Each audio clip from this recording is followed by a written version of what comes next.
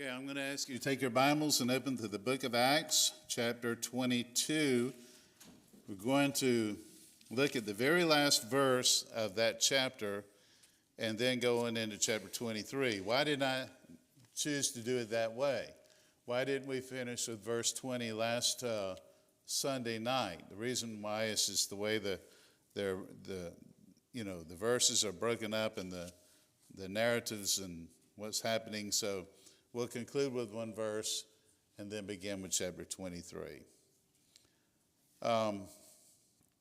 Remember the context of what's going on here, and that is that Paul was being beaten nearly to death by his own countrymen. Other Hebrews were beating on him because they thought he had taken Trophimus, a Gentile from Ephesus, into the temple in the area which was strictly allowed only for Jewish males, Jewish men. You had the court of the women, then the court of the Gentiles. But it wasn't true. However, the rumor had gotten out that that's what Paul had done. So they took him out of the temple and began to beat him. And on top of the Antonia fortress where the Roman soldiers were, led by Claudius Lysias, which was the commander of the Roman army, standing atop, and he had hundreds of Roman soldiers, said, "Stop this because the emperor won't like an insurrection. He will not like such a tumult of violence to happen. So you got to put an end to it." And he was carrying Paul up, or had soldiers to carry Paul up to the top of the Antonia fortress. And Paul beckoned with his hand and said, "May I please address the people before you take me on up?" The commander, Claudius Lysias, allowed him to do so. And he began to share his testimony of how he met Jesus on Damascus Road. Now, after he shared his testimony, we see in chapter 22, if you want to go back and look at it with me, in Acts chapter 22, verses 24 and 25, the chief captain, which is Claudius Lysias, commanded him to be brought into the castle and bade that he should be examined by scourging. Examined by scourging. A scourging is a beating, like Jesus had gone through when he was in the shadow of the cross. A beating with leather straps, bones and metal, and rocks and things tied to the end of the straps. And they would beat them and beat them and beat them till they were just bleeding profusely, and the back would be just ripped open. And so usually Romans would do such a scourging to get someone to talk, to get them to open up and talk. If you don't talk, you're going to get beaten. And then if you don't say anything, slap right across the back. And you still don't talk, another one. If you don't talk, another one. On and on and on and on. And they would not stop until you talk. Now it says in chapter 22, 24, and 25, Claudius Lysias commanded him to be brought into the castle and bade that he should be examined by one such scourging, that he might know wherefore they cried so against him. Because Claudius was just absolutely dumbfounded and confused. He couldn't understand why the Hebrew people had turned so strongly against one of their own, being Paul. They couldn't get it, couldn't grasp it, didn't know why. So he wanted such a scourging to get him to talk, so he'd know why the people are so against him. Well, they bound Paul with thongs, which are leather straps. Paul said unto the centurion that stood by, "Is it lawful for you to scourge a man that is Roman and uncondemned?" Now that threw a loop in this thing, big time, because the Romans did not know Paul was Roman. They thought he was strictly Jewish. He had a Jewish father and he had a Jewish mother. But his father had earned his Roman citizenship by doing duties for the emperor or someone higher up. And not only that, Paul was born in Tarsus, which was of Cilicia, a Roman province. So where he was born, the fact that his father was Jewish and Roman made Paul Jewish and Roman. So Paul, Romans would not beat their own. They just would not do that. So Paul says, you're going to beat me, a Roman? And they thought, oh, wait a minute. We got to put the brakes on this thing. We got to stop this. Our heads will be taken from the Roman emperor. We'll be killed for this, so we got to stop. Well, it says then, as we pick up at verse 30, on the morrow, when he would have known the certainty, why? In other words, when Claudius Lysias, the Roman commander, would have known the next day after the scourging, the report would have come back to him, he'd have heard why and what's going on and why the Jewish people were beating Paul up, why they hated him so much. On the morrow, it says in verse 30 of chapter 22, on the morrow, because he would have known the certainty, wherefore he was accused of the Jews, seeing that he's Roman, he had no alternative but the commander of the Roman army, but to let Paul go. So he loosed him from his bands and commanded the chief priests and all their council to appear, and brought Paul down and set him before them. So you have the Roman commander says, this is out of our jurisdiction. We cannot handle this. This is, he's Jewish, he's Roman, we can't beat him. We'll let the Jewish people take care of this matter. Let's take him to their council. Who was the council? There were 71 members of this, it's called the Sanhedrin. Now, Jesus appeared before the Sanhedrin one time. Yes, he did. The Sanhedrin, out of 70 members, would have 35 of them Pharisees. Scribes would be among them. 35 Sadducees, scribes would be among them. They were one ruling body. They were a court, a council, called the Sanhedrin. And they would have, the 71st member would be the high priest. The high priest would rule over the council. Now, like Republicans and Democrats in politics who don't get along and see everything so negatively toward one another and can't agree on anything, it seems like, that's the way it was with the Sanhedrin. There's only one thing the Sanhedrin agreed on, and that was to put Jesus to death. They believed differently doctrinally. They had different ideas and beliefs in regards to religion and to God. But one thing the Sanhedrin wanted to do, and they united in this effort, was to have Jesus put down. So Jesus appeared before them one time. In fact, here's how it goes. Mark chapter 14, 60 through 65. If you want to just mark this down and read it later. The high priest, which was Caiaphas, stood up in the midst and asked Jesus, saying, answerest thou nothing? What is it which these witness against thee? But he held his peace, and he answered, nothing. Again the high priest asked him and said unto him, art thou the Christ, the Son of the Blessed? And Jesus answered Caiaphas the high priest at the Sanhedrin and said, I am. And you shall see the Son of Man sitting on the right hand of power and coming in the clouds of heaven. Then the high priest rent his clothes. That means he ripped his clothing. That's what they did when they get upset about something. And he was absolutely upset at what Jesus had said before them. So he tore his clothes and he said, what need we any further witnesses? Give her the blasphemy that think ye, and they condemned him to be guilty of death. Some began to spit on Jesus and to cover his face with blindfold or something over his head so that he could not see who would be beating him. And then they buffeted him, which means they struck him with their hands. And they said unto him, prophesy in mockery. The servants did strike him with the palms of their hands. They slapped him in the face. So that's the time Yes, when Jesus appeared before the Sanhedrin. Same Sanhedrin, 71-member group, 35 Pharisees, 35 Sadducees, and the high priest ruling over this group. They didn't agree on anything except this one thing now, since Jesus had died, resurrected, and ascended. Their whole endeavor now at this point was to stop his movement through the apostles, to stop the movement of the church.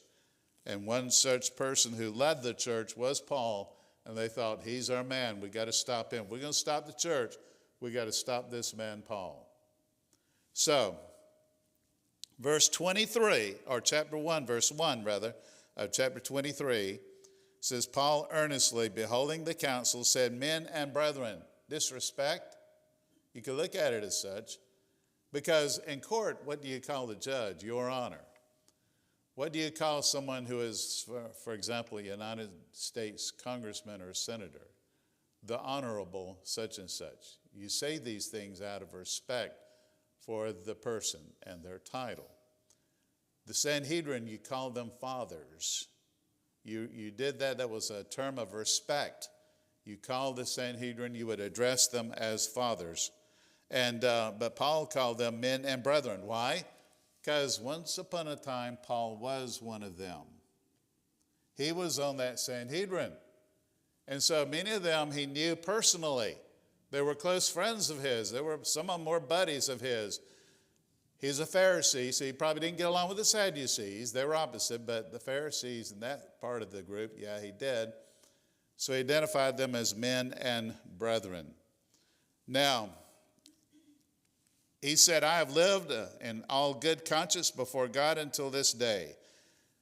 Okay, could he honestly say that? Could he say when he was Saul, the persecutor of the church, having people put in jail, could he say, my conscience was clear? No, not then.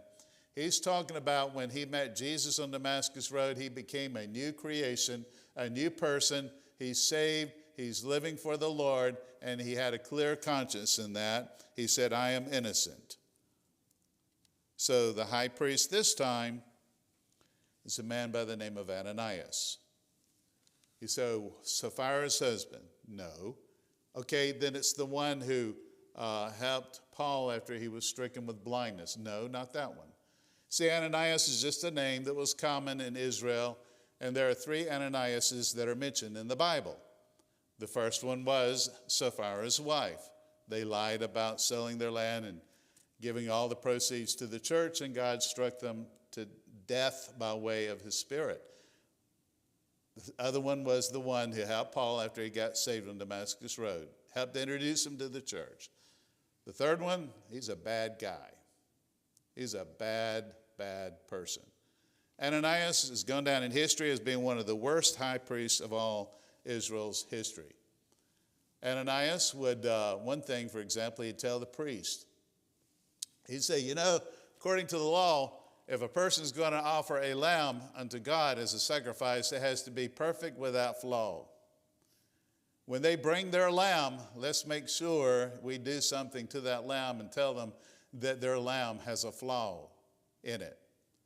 Then he would go and get other lambs and say, but don't worry, you've come a long ways to offer a lamb for sacrifice.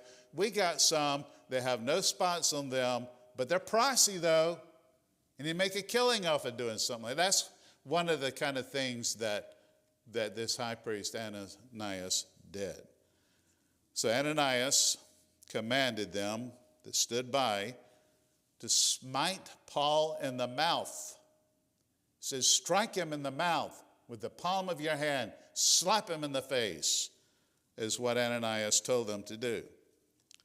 Now, Jesus said this, or he quoted, when they did that, it says, then Paul, said unto them, God shall smite thee, thou whited wall, for thou to judge me after the law and commandest me to be smitten is contrary to the law. We'll get to that part in just a moment, but look at that part there in verse 3.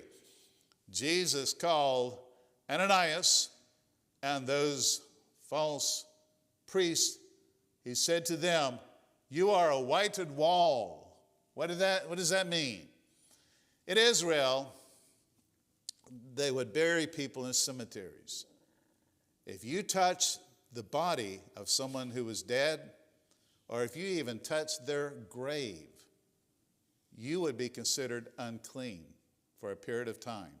You would be considered defiled. You could not touch the grave, could not get near it, you could not touch the dead body. The way they buried people back in those days is not like a cemetery today. You didn't know where a grave would be, and sometimes you might stumble across it and fall over it, and then you're going to be considered defiled. So the way to avoid this, Israel started painting their graves white with whitewash.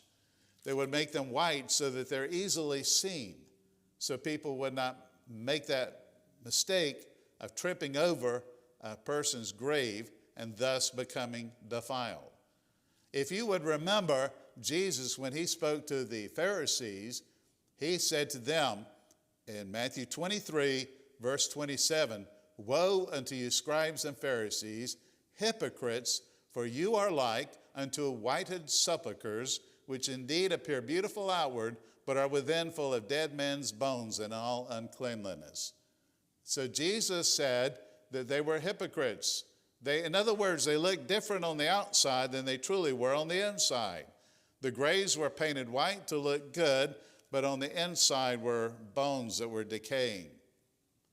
So that being said, Jesus was telling Ananias and all those priests and the Sanhedrin that was falsely accusing him of doing wrong, saying, "You are hypocrites. You've got your robes on, you look nice, you look holy, you got that holier than thou attitude, but on the inside you are rotten to the core."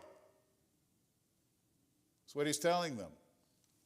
You're whited walls. And then Ananias had declared that Jesus be slapped in the face. Jesus said, "That's against the law. You did that illegally." Why? Where is that found? Deuteronomy 25:2, where Moses wrote these words, if it shall be that the wicked man be worthy to be beaten, that the judge shall cause him to lie down and to be beaten before his face. If he's been found worthy to be beaten, he's not been through a trial yet. So they did this illegally by beating him before they even came to any judgment on him. Now, we then go to verse 6. When Paul perceived that one part were Sadducees, that's 35 members of the group, and the other part were Pharisees, that's again 35 members, he then cried out into the council, "Men and brethren." Again, he did not identify them as fathers. He identified them as brethren because he once upon a time was one of them. And I don't really think he meant disrespect. It's just what he called them. But he said, "I am a Pharisee."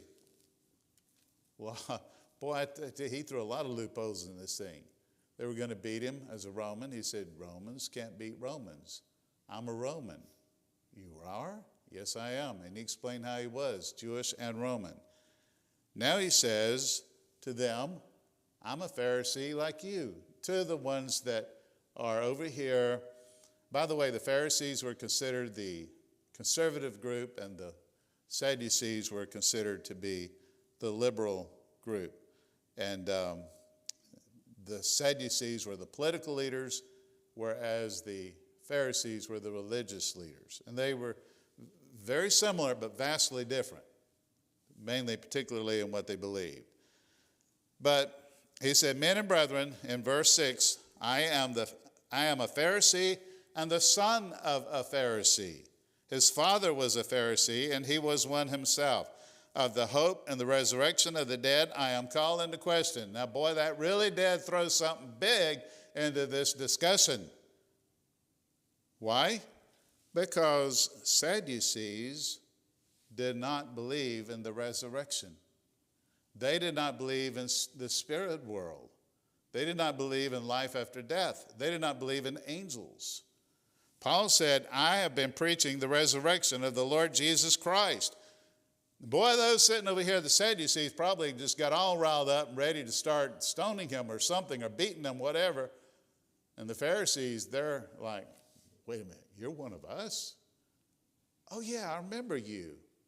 You're Saul, right?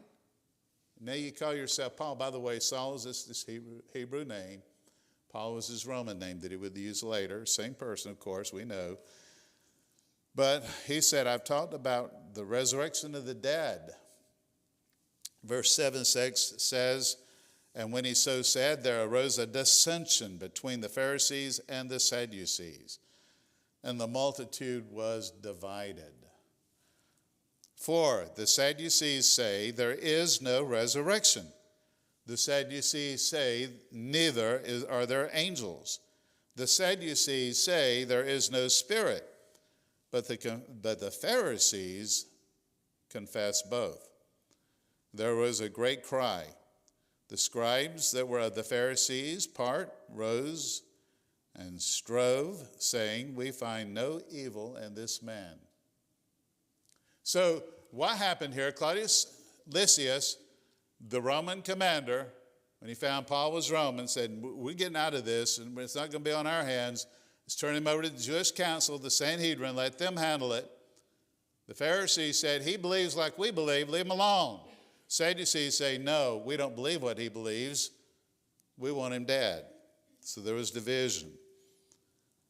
But, say the Pharisees, if he is truly one of us, and a spirit or an angel hath spoken to Paul, let us not fight against him, because if we fight against him, what does it say there? In verse 9, they say, we're fighting against God. So the Pharisees said, we ain't going to have anything to do with that. No, we're not. So when there arose a great dissension, the chief captain, Claudius Lysias, the Roman commander, fearing lest Paul should have been pulled to pieces of them, he thought that the Sanhedrin would unite on the endeavor of taking Paul and literally pulverizing him and pulling him to pieces. But Paul was a smart man. He used common sense. He used wisdom. He was spiritually smart, emotionally smart, mentally smart, and Paul could make the right decisions to say the right things at the right times that were very helpful to his situation. Now, Claudius, the Roman commander, commanded the soldiers go down and take Paul by force among them, bring him to the castle. So he thinks, I don't know what else to do. Let's just take him on up and put him in a holding cell. Have him arrested. We can't do anything to him. He's part Jewish, he's part Roman. Sanhedrin won't do anything because half of them believes him, half of them reject him. The high priest, he's despicably evil, but he can't do anything. So the commander says, bring him on up to the Antonia fortress. We'll put him in a holding cell till we decide what to do. So he's in this holding cell all night long. But the night following, it says in verse 11, the Lord stood by him. This is an appearance by Jesus, the Son of God. He appeared unto Paul in this holding cell, and he said to him, don't fret. No, it doesn't say that. Don't worry. No, it doesn't say that. Don't be discouraged. No, it does not say that. But all of those would apply here. He said, be of good cheer. Be of good cheer, Paul. Cheer up. Don't look so gloomy. Don't look so sad. Don't look so dejected. Don't look so afraid. Cheer up, Paul. You've got a reason to smile. He said, for thou hast testified of me in Jerusalem, so must thou bear witness also at Rome. That's what he wanted to do. He's in Jerusalem, and Paul wanted to go to Rome. And, what if Peter somehow miraculously was able to go see him and tell him this? What if John somehow had the opportunity to go and tell Paul this. He might think, well, you got a good reputation there, both of you. You're two of the main disciples, great followers of Jesus, and you tell me I'll be preaching in Rome, maybe, hopefully I will, but this is God's Son. Makes a difference, right? So the Son of God appeared to him and said, as you testify to me in Jerusalem, you will also testify of me in Rome. So that really had to make Paul sleep good that night, because he knew he was not going to be killed, executed that evening. God was going to deliver him, which he ultimately will in this passage of Scripture as we go on following. But we're going to end up here tonight.